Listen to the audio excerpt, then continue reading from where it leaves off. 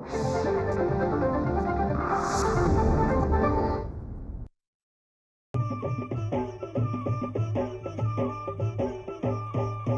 काळी आई धनधान्य देई, ही काळी आई धनधान्य देई. जोडते मनाची नाती आमची माती, आमची माणसं,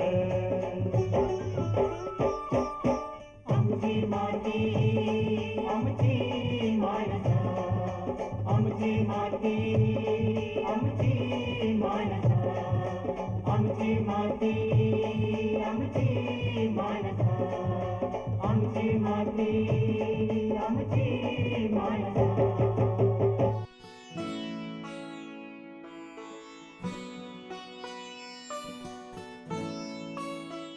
नमस्कार शेतकरी बंधू भगिनींनो, आजच्या कृषीविषयक कार्यक्रमामध्ये मी साक्षी आपल्या सर्वांचं अगदी मनापासून स्वागत करते. मंडळी, आपल्या महाराष्ट्रासाठी ऊस हे एक महत्त्वाचं नगदी पीक आहे हे आपल्या सर्वांनाच माहिती आहे. पण ऊसाच्या कापणीनंतर कमी खर्च आणि कमी कालावधीमध्ये जास्त नफा मिळवून देतो तो म्हणजे ऊस खोडवा. कारण यासाठी पुन्हा ऊसाची लागवड करावी लागत नाही, तर हा जुन्या मुळांवरतीच पुन्हा उगवतो. म्हणूनच याचं जर योग्य पद्धतीने आपण व्यवस्थापन केलं तर निश्चितच मुख्य पिका एवढं किंवा त्यापेक्षाही जास्त प्रमाणामध्ये आपल्याला यातून नफा मिळवता येईल, उत्पादन घेता येईल, यात शंका नाही. तर मंडळी, याच्या कार्यक्रमाचा आपला विषय आहे ऊस पिकातील खोडवा व्यवस्थापन. आणि या विषयावर मार्गदर्शन करण्यासाठी आज आपल्या स्टुडिओमध्ये उपस्थित आहेत सोगाव पूर्व करमाळे येथील ब्रह्मदेव सरडे सर. सरांविषयी थोडक्यात सांगायचं म्हणजे सर एक प्रयोगशील प्रगतिशील शेतकरी तर आहेतच, पण त्याबरोबरीनेच ते विक्रमी ऊस उत्पादक देखील आहेत. त्यांनी एकरी सरासरी 150 टन पेक्षाही जास्त ऊसाचं उत्पादन घेऊन आजवर एक विक्रम नोंदवला आहे. आणि त्यामुळेच त्यांना राज्य आणि राष्ट्र पातळीवरती विविध अशा एकूण 60 पुरस्कारांनी त्यांना गौरवण्यात आलं आहे. खरंच कौतुकाची आणि आनंदाची गोष्ट आहे ही. आणि आज सर आपल्याला या विषयावर मार्गदर्शन करणार आहेत. सर, कार्यक्रमात आपलं अगदी मनापासून स्वागत. नमस्कार. सर, कार्यक्रमाच्या अगदी सुरुवातीलाच जसं मी मगाशी म्हणाले की खोडवा ऊस हा जुन्या मुळांवर पुन्हा उगवतो, पण मला आपल्याकडून हे जाणून घ्यायचंय की खोडवा ऊस म्हणजे काय आणि याला खोडवा असं का म्हणण्यात आलं? ऊस हे महाराष्ट्राचं सिंपल बट स्वीट असे लाडके पीक आहे. साधारणपणे आपल्या महाराष्ट्रामध्ये सर्वसाधारणपणे जनरली आडसाली ऊस पीक घेतला जातो. नंतर आडसाली ऊस आपण 15/7 ते 15/8 आपण लागण करतो. नंतर आपण एक दुसरा एक ऊस पीक घेतला जातो. 11व्या ते 12व्या महिन्यामध्ये आपण पूर्वहंगामी ऊसाची लागवड करतो. हम्म. आणि नंतर पहिला महिना ते 15 फेब्रुवारीपर्यंत आपण सुरू ऊसाची लागवड करतो. हा ऊस सरासरी 18 महिने, 14 महिने, 12 महिने ह्या पद्धतीत घेतला जातो. ह्या ऊसा हा परिपक्व ऊस झाल्यानंतर ह्या ऊसाचं ज्यावेळेस हार्वेस्टिंग होतं आणि जो कारखान्याला ऊस तुटून जातो, नंतर जो फुटून ऊस येतो, तर त्याला ऊस खोडा ऊस असं म्हटलं जातं. तर एक सगळ्यात सोपं सांगायचं म्हटलं तर आपण ज्यावेळेस ऊस हार्वेस्टिंग होतो, जे दुबार जे पीक येतं ऊसाचं, ते तो या पिकाला खोडवा असे म्हणतात. आणि सगळ्यात आपल्या शेतकरी भाषेमध्ये जर बोलायचं म्हटलं, जो खोडावर ऊस येतो त्याला खोड पीक असे म्हटले जातं. तर सरासरी आपल्याकडे बघायला गेलं तर आपल्याकडे ऊसाची लागवड ही रोपांपासून बियाणांपासून केली जाते. तर खोडव्याची लागण काय कुठलीच केल्या जात नाही. जो हार्वेस्टिंगला ऊस जातो, नंतर जो फुटून येतो दुबार पीक आणि जे खोडवा येतं त्याला खोडवा पीक असे म्हटलं जातं. बरोबर. पण एकूणच महाराष्ट्रामध्ये या पिकाची आपली काय स्थिती आहे, म्हणजे किती प्रमाणात हे घेतलं जातं आणि किती फायदेशीर ठरतं? खोडवा पीक जर कारखाने सरासरी जर महाराष्ट्रातनं जे कारखाने बघायला गेले तर त्यांना परवानगी सरासरी 11 महिने दिली ह्या वर्षी. तर जो ऊस नोव्हेंबर, डिसेंबर, जानेवारी या 3 महिन्यामध्ये तुटला जातो, हार्वेस्टिंग होतं, त्याच पिकाचा खोडवा घेतला जातो. जर तर आता जनरली आपण बघायला गेलं तर जर फेब्रुवारीमध्ये ऊस तुटला तर त्याचा खोडवा घेतला जात नाही. कारण नंतर काय होतं, टेम्परेचर वाढते, वातावरणामध्ये तापमान जास्त असते, खालून फुटवा वगैरे येत नाही आणि तो जास्त रोगाला बळी पडतो. शेंडे कीड हा एक रोग येतो. त्याच्यामुळे ज्या ऊसाचं ऊस कुठल्याही ऊसाचं उत्पन्न खोडवा घेऊन चालत नाही. कारण ज्या ऊसाचं उत्पादन तुम्हाला एकरी 50-60 टन आलेले, त्याच ऊसाचा तुम्हाला खोडवा घ्यावा लागतोय. ज्या ऊसाचं उत्पादन तुम्हाला 30-40 टन 20 टन आले, त्याचा तुम्ही खोडवा घेऊन उपयोग नाही. कारण तो उत्पन्नात घट होते. आणि जर तुम्हाला आडसाली ऊस जर तुम्हाला 30 टन आला तर खोड्यात तुम्हाला उत्पादन किती मिळणार आहे. त्यामुळे ज्या ऊस उत्पादन चांगलं आलेले तोच ऊस खोडवा ठेवा असं जनरली आहे. सर मुख्य पिकावरती म्हणजे आपण हा खोडवा ऊस घेतो त्यांच्या मुळांवरती. पण मग हा किती वेळा घेतला जातो? त्याविषयी काय सांगाल?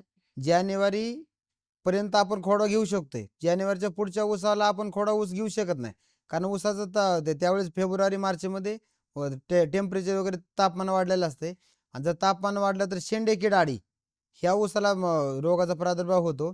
तर आपला ज्यावेळेस ऊस जाणार आहे आपलं नोव्हेंबर, डिसेंबर आणि जानेवारीपर्यंतच्या ऊसाचाच आपण खोडा घ्यायचा आणि एका ऊसावर आपण एका खोड्यावरती कमीत कमी 3 वेळा आणि जास्तीत जास्त 4 वेळा आपण एका खोडावर खोडा ऊस उत्पादन घेऊ शकते, की जेणेकरून आपलं अपेक्षित उत्पादन आलं पाहिजे. हं. आणि अपेक्षित उत्पादन पण आलं पाहिजे, आपला खर्च पण कमी आला पाहिजे आणि आपलं सगळं जे आर्थिक गणित त्यात साधलं पाहिजे. उगाच घ्यायचा म्हणून घ्यायचा खोडवा त्यात पूर्णपणे झोकून देऊन आपण काम केलं पाहिजे. उगा बरोबर. घ्यायचा म्हणून घ्यायचा खोडवा अपेक्षित उत्पादन नाही, मग ते शेतकऱ्याचं गणित फीस काढतंय.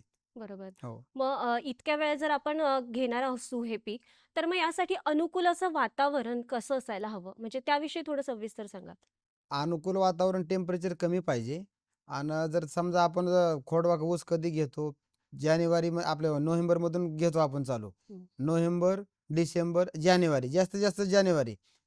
फेब्रुवारीमध्ये ऊस गेलेला ऊसाचा खोडवा घेऊ नये, की जेणेकरून तिथं टेम्परेचर जास्त असते. हां. टेम्परेचर जास्त असलं तर तुम्हाला अपेक्षित उत्पादन मिळत नाही. रोगाला प्रादुर्भाव जास्त होते. त्याच्यामुळे जास्तीत जास्त जानेवारीपर्यंतच्या ऊसाचा आपण खोडवा घ्यावा. तो मग शेतकऱ्यासाठी फायदेशीर आहे. मग हा ऊस घेताना काही मर्यादा जाणवतात का? किंवा काही अडथळे येतात का शेतकऱ्यांना? हो, आडसाली ज्यावेळेस ऊस तुटून जातो त्यावेळेस आपण खोडवा घेतो. हं. त्यात आपल्याला अडथळे वगैरे बरेच येतात. आता आपण काय होतं ज्यावेळेस आपल्याला हे होतं जास्त टेम्परेचर असते, ज्यावेळेस आपला ऊस तुटून जातो, त्यावेळेस बोडक्यावर पण रोग येतोय. हं. कांडकीड येते रोगावरती. त्यामुळं आपल्याला काय करावं लागतं त्याच्यामध्ये अडथळे निर्माण होते आणि त्यात आपल्याला जर उशिरा गेला, तर हो. उशिरा आपल्याला आंतरपीक घेऊ शकत नाही आपण. जो ऊस जानेवारीपर्यंत जातोय त्याच्यामध्ये आपलं आंतरपीक घेता येते आणि आंतरपीक जर आपण नाही घेतलं तर आपल्या इकडं नुकसान पण बरंच होतं शेतकऱ्याचं. त्यामुळे खोडा ऊस घ्यायचा, ऊस उत्पादन पण जास्त मिळते. कारण खोड्या ऊसाची जी ग्रीप असते घेण्याची, वाढण्याची, तो हं. लगेच चालू होतो. हं. ज्यावेळेस तुम्ही लागण करताय, सरासरी 1 महिनाभर त्याला फुटवायला लागतो. पण ज्यावेळेस खोडा ऊस घेताय, एक 15 ते 10 दिवसात पूर्ण फुटवा बाहेर निघून तुम्हाला अपेक्षित उत्पादन मिळू शकते. बरोबर. पण मग सर मुख्य पीक आपलं तयार झाल्यानंतर हा आपण खोडवा ऊस घेतो. पण यासाठी काही पूर्वतयारी करावी लागते का? हो, पूर्वतयारी अतिशय जोरदार करावी लागते. कारण आपल्याला पहिल्यांदा जी काय आपण ज्यावेळेस खोडा ऊस घेणार आहे, त्यावेळेस पहिल्यांदा ते पूर्ण 65 ऊसाचं आहे. हं. ते पूर्ण आपल्याला कुट्टी करून घ्यावं लागते. बरोबर. कुट्टी करून घेऊन त्याच्यावर लिक्विडची फवारणी करावी लागते. त्याच्यावर युरिया आणि सुपर असं तर टाकावं लागतं, की ते कुजलं पाहिजे. हं. कुजणं महत्त्वाचं आहे. ज्यावेळेस तुम्ही 65 ठेवताय, 65 ठेवण्याचे अतिशय 2-3 फायदे होतात. जर तुमच्याकडे 65 तुम्ही ठेवलं, तर तुम्हाला त्यातून खत मिळू शकते. 50% बचत तुमची आंतरमशागतीमध्ये होते 65 ठेवल्यामुळं बरोबर. आणि 65 ठेवल्यामुळे 50% तुम्हाला त्यात आंतरमशागत कमी लागते आणि 65 ठेवल्यामुळे तुम्हाला जो पाणी तुम्हाला कमी लागते आणि त्याच्यामधून खत तुम्हाला तयार होते हं. आणि त्याच्यामुळे तुम्हाला ते 65 ठेवणं एक शेतकऱ्यासाठी फायदेशीर आहे. आता तुम्ही फवारण्यांचा उल्लेख केलात. पण मग फवारण्यांचं व्यवस्थापन यासाठी कसं असायला हवं? ऊसावर एक ऊस स्प्रे व्यवस्थापन अतिशय चांगली कल्पना आहे. आता बाजारामध्ये पण हेच सगळे चालतात. तर आपण पहिली फवारणी ज्यावेळेस आपण ऊस तुटून आपला जातो, आडसाली ऊस, आडसाली पूर्व हंगामी आणि सुरू ऊस जातो. त्याचा आपण खोडवर ठेवतो. खोडवर ठेवल्यानंतर आपण पहिल्यांदा बुडके छाटतो. बुडके छाटल्यानंतर तिथं बुरशी वगैरे येते. बरोबर. मग आपण पहिली फवारणी आपण त्याच्या पहिली प्रामुख्याने फवारणी त्याच्यामध्ये आपण कीटकनाशक आणि एक बुरशीनाशक हं. एक सरासरी 100 लिटर पाणी लागेल. आपल्याला त्याच्यामध्ये आणि थोडं त्यामध्ये स्टिकर टाकून आपण जर त्यात फवारणी वगैरे केली, तर त्याला आपल्या कुठल्या बुरशीला वगैरे बळी पडत नाही ऊस. ही झाली पहिली फवारणी. पहिली फवारणी आपल्याला सरासरी एक 10 दिवसात पहिली फवारणी घ्यायची आणि नंतरचं शेड्यूल आपण प्रत्येक 15 दिवसाला एक फवारणी घ्यायची. तर पुढच्या फवारणीमध्ये आपण एक NPK आपण त्यामध्ये घेऊ शकतोय. म्हणजे नत्र, स्फुरद, पालाश आणि हां. त्याच्यामध्ये एक स्टिकर टाकून त्याच्यामध्ये आपण जर पाणी हे जर आपण फवारणी घेतली पहिली फवारणी 19-19-19 पहिली फवारणी त्याच्यामध्ये पाणी आणि स्टिकर. पुढच्या 15 दिवसांना दुसरी फवारणी आपण त्याच्यामध्ये घ्यायला आवश्यक आहे. तर दुसरी फवारणी आपण 12-61 साठी 12-61 पाणी आणि स्टिकर. तर ह्याने काय होते ऊसामध्ये फुटवे जास्त येतात. हं. आडसाली ऊसाला फुटवे कमी असतात. खोड्याला फुटवे जास्त आले पाहिजेत आणि नुसते फुटवे येऊन उपयोग नाही. जोमदार फुटवे आले पाहिजेत खालून. हां. कारण तो जेवढा जोमदार ऊस तेवढाच परत आपला जेवढा जोमदार फुटवा तेवढाच आपला जोमदार तिथं परत फुटवा होणार आहे आणि त्यातून आपल्याला जेवढं काय ऊसाला आपलं जे कॅल्क्युलेशन आहे सरासरी आपल्याला एकरी 50,000 तरी ऊस मिळाले पाहिजेत. त्यातून आपल्याला जेवढं आपलं कॅल्क्युलेशन केलंय त्याने आपलं झालं पाहिजे. तर दुसरी फवारणी 1261, पहिली फवारणी 1919 आणि तिसरी फवारणी आपण मग ही आलटून पालटून आपण फवारणी घेऊ शकतोय. त्याच्यामध्ये आता नवीन एक टेक्नॉलॉजी आम्ही ऍड केलेली GN6BA हम्म. आणि IBA आणि त्याच्यामध्ये 1919 आम्ही मिक्स करून अतिशय फवारणी करतोय. त्याच्यामध्ये आम्ही त्याचं द्रावण पण घेतोय. GA6BA विरघळण्याचं जे द्रावण असते ते द्रावणामध्ये टाकून आम्ही ते व्यवस्थित सगळी फवारणी करून अतिशय जोमदार क्वालिटीचा ऊस आपल्याला झाला पाहिजे. ऊसाची काळोखी एकदम जोरदार आली पाहिजे. अपेक्षित आपलं उत्पन्न आलं पाहिजे. त्यामुळे जर तुम्हाला उच्च क्वालिटीचा ऊस घ्यायचा असेल तर उच्च क्वालिटी तुम्हाला त्यामध्ये स्प्रे वगैरे करावं लागतात. स्प्रेने काय होते, कमीत कमी खर्च कमी येतोय.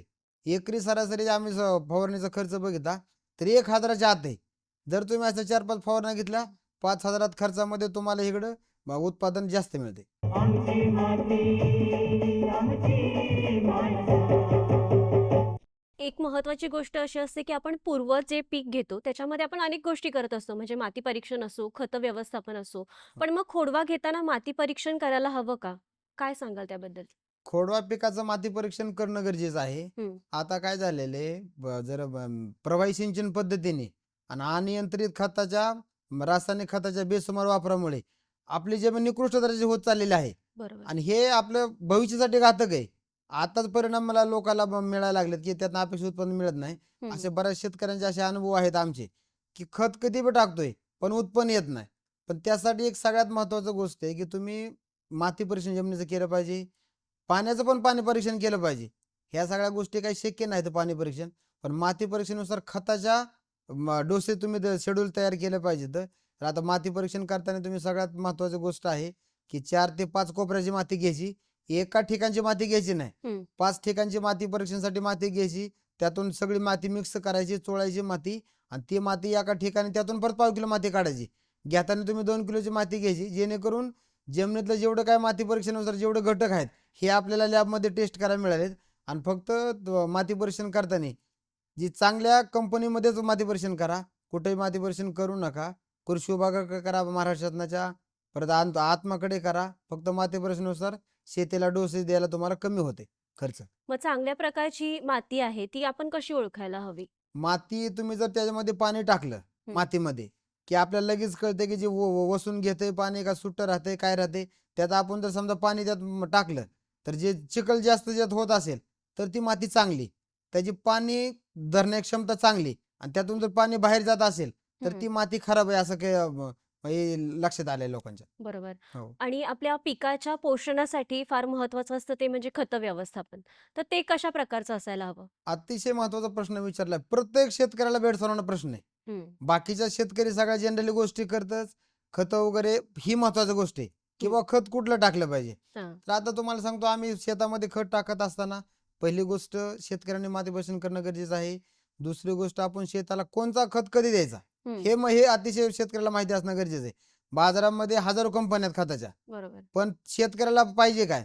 आता सगळ्यात महत्वाची गोष्ट ऊस पिकासाठी लागते NPK. आता शेतकऱ्याला माहिती होत नाही की NPK म्हणजे काय. नत्र, स्फुरद, पालाश, युरिया, सुपर आणि पोटॅश हा सगळ्यात महत्वाची गोष्ट आहे. शेतकरी माणसं काय म्हणजे NPK टाका, NPK टाका म्हणजे पण काय टाका? नत्र, स्फुरद, पालाश टाका. त्याच्यामध्ये 6 सूक्ष्म अन्नद्रव्य आहेत हे टाका. परत त्यानंतर दुय्यम अन्नद्रव्य आहेत ते टाका. ह्युमिक टाका. तर त्याच्यामध्ये आणखीन आपण बघायला तर कंपोस्ट खत टाका, शेणखत टाका, पोल्ट्रीचा खत असतो तो पोल्ट्रीचा खत टाका. त्यामुळे परत बाकीच्या काही गोष्टी आहेत आपले शेणखत वगैरे आहेत सगळ्या मिक्स करून त्याची बटी लावून टाका. मग त्याच्यावर थोडीशी काहीतरी प्रक्रिया करा. डायरेक्ट शेणखत टाकला, उत्पादन आलं नाही, शेतकऱ्याची ओरड असते. पण त्याला जर थोडीशी बटी लावून त्यामध्ये थोडंसं NPK टाकून मायक्रोन्यूट्रन सेकंड टाकून जर आपण बटी लावली आणि ते जर द्रावण 15 दिवसांनी टाकलं, एक थोडक्यात आपण दही कसं करतो तसं आंबवणं केलं तर पौष्टिक लागतं. डायरेक्ट टाकलं व्यवस्थित लागत नाही. त्यामुळे ते त्या ऊसाची जी गरज आहे त्या पद्धतीने आपण त्यांना खत देऊ शकतोय. बरोबर. आता आपण खत व्यवस्थापनाविषयी सांगितलं, पण पिकाच्या वाढीनुसार पाणी व्यवस्थापन आपण कसं केलं पाहिजे? पाणी व्यवस्थापन जर आपण करायचं म्हटलं खोड्यामध्ये, तर आता आपण पहिल्यांदा काय करतोय, आपण 65 कुटी करतोय. 65 कुटी केल्यानंतर तुमचं ऊसाला लागणारं पाणी निम्मं कमी झालं, बचत झाली तुमची पाण्याची बचत झाली. आणि दुसरी गोष्ट काय झाली, तुमची खताची पण बचत होते. आणि तिसरी गोष्ट आपण त्यामध्ये जे हे टाकलेले आहेत म्हणजे त्यात हे फवारणी वगैरे केलेले ते बी त्यात पडून सगळे बोकटी तयार होते. त्याच्यामध्ये पाचट कुट्टी केल्याने आपण काय झालेले खत आपल्याला मिळाले. त्यामुळे त्यामध्ये अतिशय चांगला ऊस क्वालिटी दर्जाचा ऊस आपल्याला मिळतो त्याच्यामध्ये. त्याच्यामुळे त्यात आज शेतकऱ्यांनी एक लक्षात घेणं गरजेचं आहे, की जी काय त्याच्यामध्ये ही टाकले आपण खत वगैरे टाकल्यात सगळी ऊसाला मिळली पाहिजेत. आता त्यात आपण पहिल्यांदा काय करतो आंतरमशागत करताना त्यात आपण बुडकी छाटतो, परत बागला फोडतो, परत छोटी बांधणी करतो, आपण मोठी बांधणी करतो, खुरपणी करतो. ह्या सगळ्या गोष्टी जर आपण अंतर्भूत केल्या तर शेतकऱ्याला खोडा पिकामध्ये पासून पण विक्रमी ऊस उत्पादन मिळू शकते. सर, आता आपण खत व्यवस्थापनाविषयी सांगितलं, पण पिकाच्या वाढीनुसार आपल्याला पाणी व्यवस्थापन कशा पद्धतीने करायला हवं? तर आपण बघायला गेलं तर पाणी व्यवस्थापन हे आपण ठिबक सिंचनाने केलेलं फायदेशीर आहे. आता ह्या वर्षी सगळं संपूर्ण महाराष्ट्रामध्ये सगळीकडे सर्वदूर जास्त पाऊस झालेला आहे. आता पाणी अवेलेबल आहे. पण मार्चमध्ये आता आपला खोडवा चालू झालेला आहे. खोडवा आपला नोव्हेंबर पासून चालू झाला. नोव्हेंबर, डिसेंबर, जानेवारी आणि आता फेब्रुवारी. जवळजवळ 3-3, 3.5 महिने, 1.5 महिने, 2 महिने असा ऊसाला आपला खोडा ऊसाला झालेले आहे. पण भविष्यात मार्च, एप्रिल, मे 3 महिन्यामध्ये आपल्याला पाणी कमी पडणार आहे. त्याच्यामुळे आपल्याला ठिबक सिंचनाने त्याला सगळं पाण्याचं व्यवस्थापन करायचंय. आणि पाणी व्यवस्थापन करताना आपण काय करणं गरजेचं आहे, ऊसाला ज्यावेळेस ऊसाची पाळी असते पहिल्या महिन्यात ऊस असतो थोडंसं 2 तास सोडायचं. 3 महिने झाल्यानंतर थोडंसं 2.5 तास, 3 तास, 4 तास असं आपण ऊसाला तर प्लॉटला पाणी सोडणं गरजेचं आहे. जेवढे ऊसाची भूक वाढेल तेवढं पाण्याची पाळी आपल्याला जास्त वाढवावं लागते. सरासरी आपल्याला बघायला गेलं तर खोड्या ऊसाला आपल्याला 25 ते 28 पाणी लागतात. पण आपण जर त्याच्यामध्ये हे केलेलं असेल, पाचट कुट्टी केलं असेल तर 3-4 पाणी कमी लागतात. तर 3-4 पाण्यामध्ये आपले जवळजवळ 23-24 आपल्याला पाणी खोड्यामध्ये लागतात. पण आता पाणी जर आपल्याला सोडायचं म्हणलं तर वापसा कंडिशननुसार आपल्याला पाणी सोडावं लागते. वापसा कंडिशन आपल्यापाशी कशी पाहिजे, जर आता आपण ऊसाला पाणी सोडलं, ऊसामधले आपण एक बघायचं वापसा कंडिशन आहे का नाही. वापसा कंडिशन आपल्याला कशी चेक करायची, सगळ्यात सिंपल रांगडा प्रश्न आहे शेतकऱ्याला, की बाबा नेमकं कसं करायचं, पाणी आलंय का कसं कळायचं. तर ऊसामध्ये काय नाही, जनरली जायचं साधारणपणे आपण त्यातली माती उचलायची, असा गोळा वगैरे करायचा, वरती आकाशाकडे फेकायचा. जर खाली गोळा पडला आणि जर फुटला तर म्हणायचं ह्याला आणखीन पाणी लागते. जर गोळा खाली पडलेला नुसता चेंडू सारखा गोल राहिला, दाबला नाही, तर म्हणायचं ऊसाला पाण्याची आवश्यकता नाही. एक जनरल प्रश्न शेतकऱ्याला माहिती देण्यासारखा आहे, की जर गोळा फुटला तर पाणी चालू करायचं, गोळ्याचा जवळ असा जर सेम राहिला तर पाण्याची आवश्यकता नाही. असं आहे सिंपल इक्वेशन. सर, पाणी व्यवस्थापनाविषयी फार चांगली माहिती दिलीत तुम्ही. पण मगाशी तुम्ही आंतरमशागतीविषयी सांगितलं, तर त्याविषयी सांगा ना, की आंतर व्यवस्थापन कशाप्रकारे करायला हवं? तुम्ही जर ऊसाचं पाचट व्यवस्थापन केलं असेल हं. तर तुम्हाला आंतरमशागतीची आवश्यकता भासत नाही. जर तुम्ही पाचट व्यवस्थापन झाला असेल आणि जर पाचट कुजला असेल तर तुम्हाला त्यामध्ये आंतरमशागती करावं लागते. हं. जर तुमच्याकडे तुम्ही हे असेल, जर तुम्ही आंतरपीक घेतलं नसेल तर तुम्हाला आंतरमशागत करावं लागते. आंतरपीक घेत असेल तर आंतरमशागती आवश्यकता नाही. तर आंतरमशागतीमध्ये सर्वात महत्त्वाचं तुम्ही पहिल्यांदा ऊसाच्या बागला फोडून घेणं गरजेचं आहे. बागला फोडून तुम्ही खत पण त्यामध्ये पेरू शकताय. नंतर तुम्ही त्यामध्ये छोटी ऊसाची बांधणी करू शकताय. नंतर तुम्ही ऊसाची मोठी बांधणी करू शकताय. छोटी बांधणी केली, मोठी बांधणी केली आणि बागला फोडल्या, तुमचं ऊसाचं खुरपण त्यामध्ये होऊन जाते सगळं. म्हणजे एका गोष्टीमध्ये 2 गोष्टी होऊन जातात. बरोबर. पण त्याच्यामध्ये आपल्याला पण खुरपणी पण थोडीशी करावी लागते. खुरपणी त्यामध्ये करावी लागते. आणि आता बाजारामध्ये वेगवेगळे ट्रॅक्टर वगैरे आले, तर 1 एकरची ऊसाची आपलं आंतरमशागत हं. सरासरी 1-2 तासात होऊन जाते. यांत्रिकरणाचा पण उपयोग करणं शेतकऱ्याने गरजेचे आहे खोडा ऊस पिकामध्ये. आमची माती आमची माणसं. आता आपण आंतरमशागतीविषयी सांगितलं, त्यामध्ये उल्लेख होता, की आपण काही आंतरिक पिके घेतली तर. हो. तर मला त्याविषयी थोडं सविस्तर सांगा, की आंतरपिके आपण घेऊ शकतो का? आणि ते किती फायदेशीर ठरतात आपल्या शेतकऱ्यांसाठी हो. एकूणच? तर खोडा ऊस पिकामध्ये आपल्याला आंतरपीक म्हणून आम्ही वेगवेगळे प्रयोग केले.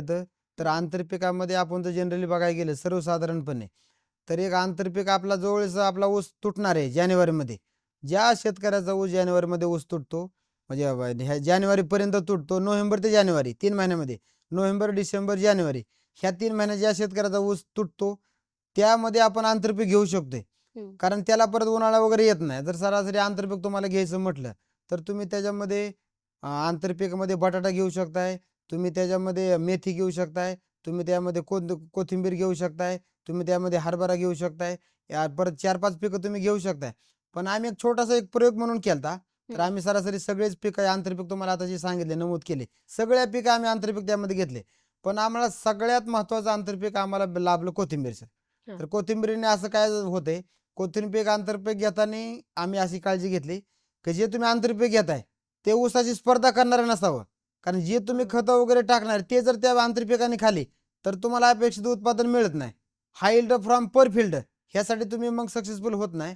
कारण आम्ही एक आंतरपीक कोथिंबीरचा एक प्रयोग केला. अतिशय महाराष्ट्रामध्ये एक नंबर आंतरपीक झाले. कोथिंबीरचं आम्ही आंतरपीक घेतलं. कोथिंबीर आंतरपीक घेताना आम्ही फक्त 27 दिवसांमध्ये आणि ₹1000 फक्त त्याला खर्च आला. 10 हम्म. किलो आम्ही आम्ही हे घेतलं त्यांचं बियाणं घेतलं. तर बियाणामध्ये आम्ही 10 किलोमध्ये ₹100 किलो आहे सरासरी बाजारामध्ये धने. फुटव्याचे धने म्हणतात त्याला. फुटी असलेले धने घ्यायचे. 10 किलो आम्ही बियाणं घेतलं. एक महिलांकडून आम्ही ते लावलं. 1 दिवसामध्ये लागवड झाली त्याची. ₹1000 बियाणं आणलं आणि ₹1000 लागवडीला. कमीत कमी ₹2000 खर्च फक्त आम्हाला आला. त्या कोथिंबीरीसाठी आम्हाला कुठला फवारणीसाठी खर्च आला नाही, काय नाही, काय नाही, काय नाही. आणि ते ऊसाची स्पर्धा केली नाही. हम्म. उलटं त्याच्या कोथिंबीरच्या मुळ्या जमिनीमध्ये खाली गेल्या. हम्म. त्यामुळे ऊसाची जमीन भुसभुशीत झाली. आम्हाला शेवटी ऊस शेतीला फायदा झाला आणि त्याला वेगळं खत कुठलं द्यावं झालं नाही. सरासरी आम्हाला 1 एकरामध्ये 10,000 पेंड्या मिळाल्या. एक आम्ही पुण्यामध्ये एका मॉलला विकल्या. जागा येऊन त्यांनी खरेदी वगैरे केली. ₹10 एक कोथिंबीर आम्ही त्यांच्याकडून घेतली. त्यांनी आमच्याकडून विकत घेतली. ₹1,00,000 वा. आंतरपिकातून आम्हाला फक्त 26 दिवसामध्ये भेटले. जे आता बऱ्याच शेतकऱ्यांकडे असं असतं, ऊस तुटून वगैरे जातो, पण त्याला वगैरे पुढचं खताला पैसे वगैरे नसतात. आम्ही असं बऱ्याच शेतकऱ्यांना एक लखपत योजना वापरली. तुम्ही हे पीक लावा आणि त्यातनं जे तुम्हाला जे 26 दिवसात पैसे येणार त्यातून तुम्ही पुढं छोटी बांधणी, मोठी बांधणी, खुरपणी, स्प्रे वगैरे खतात नियोजन त्या पैशातून करा. असे लखपत योजना आम्ही ऊस खोड्यामध्ये वापरली आणि ती सक्सेसफुल झाली पूर्ण महाराष्ट्रामध्ये. अच्छा. सर बरोबर. याबरोबरीने सर आपल्या पिकांवरती रोगांचा प्रादुर्भाव देखील होत असतो पिकांच्या वाढीच्या दरम्यान. तर हे असे रोग कोणकोणते आहेत आणि कसं त्यांचं व्यवस्थापन आपण करायला हवं? म्हणजे एकूणच रोगांचं आणि किडींचं. ऊसामध्ये रोग येणं हे स्वाभाविक आहे. हं. पीक म्हणल्यावर हा रोग येणारच आहे. पण आमच्याकडे अशी सिस्टीम आहे, की रोग यायच्या अगोदरच आम्ही त्याची काळजी घेतो. Prevention is better than cure. त्याच्यामुळे आम्ही काय करतो, ऊसाला रोग कधी येतात, कशामुळे येतात? जर तुम्ही ज्यावेळेस तुम्ही ऊस लागवड करताय, त्यावेळेस तुम्ही जर बियाणं रोगग्रस्त बियाणं वापरलं, तर रोग येतो. हा हं. एक पहिला मुद्दा क्लिअर झाला. दुसरा गोष्ट रोग तुमच्या कधी येतो? ज्यावेळेस तुम्ही ऊसाची लागवड करता, त्यावेळेस जर तुम्ही बेणेप्रक्रिया वगैरे केल्या, जैविक बेणेप्रक्रिया, रासायनिक बेणेप्रक्रिया केल्या, तर ऊसावर रोग येण्याचे चान्सेस कमी राहतात. आणि एवढं जर होऊन जर समजा रोग त्याच्यामध्ये आलाच, तर आपला रोग सरासरी कुठला येतो? खोडकिडा एक येतो त्यामध्ये. परत गवताळवाडी एक येते. परत लोकरी मावा एक येतो. शेंडेकिडी एक येतो. हे 4-5 रोग येतात. तर 4-5 रोग न येण्यासाठी आल्यानंतर आपण त्याला कव्हर करू शकतो. पण हे रोग माझ्या ऊसावर आलेच नाहीत पाहिजे. त्याच्यामुळे तुम्ही बेणेप्रक्रिया करा. रोगग्रस्त किडाचे बियाणं वापरू नका आणि बियाणं जे तुम्हाला ऊस लागवडीसाठी लागणार आहे तुम्ही, हं. ते बेणे मळ्यातलं वापरा. काय काय खोडव्याची बेणे वापरतात. मग पुढे त्याचा रोग येतो ऊसावरती आणि हं. त्याचा परिणाम शेतकऱ्याला अपेक्षित उत्पादन मिळत नाही. बरोबर. सर एक प्रश्न होता असा, की आपण जे मुख्य पीक घेतो, ते दिसण्यासाठी आणि खोडवा जे आपलं पीक आहे, ते घेतल्यानंतर म्हणजे या दोन्ही पिकांमध्ये, दोन्ही ऊसांमध्ये काही फरक जाणवतो का? हो, अतिशय फरक जाणवतो. तुम्हाला ज्यावेळेस खोडवा ऊस घ्यायचा आहे, त्यावेळेस खोडवा तुमचा ऊस लगेच चालू होतो फुटव्यासाठी. हं. ज्यावेळेस तुम्ही लागण घेताय, सरासरी तुमचा 1 महिना ऊस लागवड फुटायला लागते, सरासरी. खोडव्याचं कसं 10 दिवसामध्ये तुटतो. मग 10 दिवसामध्ये ऊस फुटा वगैरे त्याला चालू होतात. 10 इकडे 30 दिवस म्हणजे 20 दिवसाचा लवकर तुम्हाला खोडवा येते आणि ज्यावेळेस तुम्ही खोडवा घेताय, खोडव्याला खर्च नाही हो. खोडव्या हं. तुम्ही ज्यावेळेस पीक घेताय, तुम्हाला त्याचं पूर्व मशागत करावं लागत नाही. आंतर मशागत कमी लागते. तुम्हाला बियाणं लागत नाही. लागवडीचा खर्च वाचतो आणि जे पहिल्यांदा तुम्ही जे लागवडीमध्ये खत टाकले असतात, ती शिल्लक राहिलेली असतात खतं. ती नंतर ॲक्टिव्ह होऊन त्याने हे होऊन तुम्हाला अपेक्षित उत्पादन मिळते. खोडव्या ऊसासाठी खर्च कमी येतो. निम्माच खर्च येतो. 50% तुमची खर्च बचत होते. बियाणं तुम्हाला लागत नाही, लागवडीसाठी खर्च नाही, यंत्रणेकरणाचा खर्च वगैरे वाचतोय. त्यामुळे खोडवा लागणीपेक्षा जास्त ऊस ॲव्हरेज देऊन जातो. बरोबर. सर आता खोडवा पूर्ण व्यवस्थापनाविषयी आपण माहिती दिलीत. पण यामध्ये आपल्या अनुभवामधून आपण याच्या गणित सूत्राविषयी काय सांगाल? म्हणजे शेतकऱ्यांना हे गणित सूत्र कशाप्रकारे मांडलं पाहिजे किंवा आखलं पाहिजे? काय सांगाल? खोडव्या पिकामध्ये तुम्हाला खर्च अतिशय कमी येतोय. हं. तुमचे त्याच्यामध्ये तुम्हाला बियाणं वगैरे लागवड लागत नाही. आता सरासरी जनरली आपलं बघायला गेलं तर आमचा आडसाली ऊसाचा खर्च एकरी लागणीचा खर्च ₹70,000 ते ₹80,000 एकरी होतो सगळा खर्च आमचा. हं. आणि जर आपण खोडवा बघायला घेतलं तर आपल्याकडे फक्त 30,000 रुपये खर्च येतो. लागवडीचा खर्च नाही, बियाण्याचा खर्च नाही, परत मशागतीचा खर्च नाही. त्यामुळे तुम्हाला जर सूत्र जर आपल्या लक्षात आलं तर खोड्यामध्ये तुमचे 50% तुमचे खर्च कमी येतो. 80,000चा खर्च 30 ते 40,000पर्यंत येतो. सर जाता जाता आपल्या शेतकऱ्यांना काय संदेश द्याल? कमीत कमी खर्च करून जास्तीत जास्त ऊस उत्पादन घेणं व त्यामध्ये सातत्य ठेवणं. तुम्ही एकदा ऊस पीक 150 टन घेतलं, पुढं तुम्ही थांबला उपयोग नाही. हम्म. 150 टन उत्पादन घेतलं तुम्ही, परत जास्तीत जास्त उत्पादन घेण्यासाठी तुम्ही आग्रही राहिलं पाहिजे. कमीत कमी जे यांत्रिकरणाचा उपयोग सगळ्यात जास्तीत जास्त झाला पाहिजे. कमीत कमी खर्च करून जास्तीत जास्त उत्पादन घेतलं पाहिजे. शेतकऱ्यांनी वेगवेगळे प्लॉट बघितले पाहिजेत. परत आपले जे सह्याद्रीचे जे कार्यक्रम आहेत ते सर्व शेतकऱ्यांना आवर्जून पाहिले पाहिजेत. परत कृषी विभागाच्या कार्यक्रमाला हजेरी राहिली पाहिजे. कृषी विभागाचं मार्गदर्शन घेतलं पाहिजे. परत आत्माचे मार्गदर्शन घेतलं पाहिजे. लाखात एक माझा आणि 8 साली ऊस शेतकरीच राजा. असं म्हटलं जातं जनरली की कुछ पाने के लिए कुछ खोना पड़ता है, हम्म. लेकिन हम ऐसे बोलते हैं कि कुछ पाने के लिए कुछ खोना नहीं बल्कि ऊस बोना पड़ता है. लाखात एक माझा ऊस शेतकरी राजा. आता होऊ द्या काय पण, प्रत्येकाच्या खोडव्याला एकरी 100 टनच. नक्कीच. तर मंडळी, आजच्या कार्यक्रमामध्ये आपण खोडवा ऊस व्यवस्थापनाविषयीची संपूर्ण माहिती घेतली. सरांनी आपल्याला योग्य शब्दामध्ये आणि एकदम त्यांच्या अनुभवातनं आपल्याला त्यांनी हे मार्गदर्शन केलं आहे. तर नक्कीच तुम्हाला त्याचा उपयोग होईल अशी मी आशा व्यक्त करते. आणि सरांनी केलेल्या मार्गदर्शनाचा जर आपण अवलंब केला तर निश्चितच आपल्या उत्पादनामध्ये आणि उत्पन्नामध्ये वाढ होईल याची खात्री आहे. सर, आपण इथे आलात आणि इतकं मोलाचं मार्गदर्शन केलं त्याबद्दल दूरदर्शन सह्याद्रीतर्फे आपले मनापासून आभार. धन्यवाद. धन्यवाद.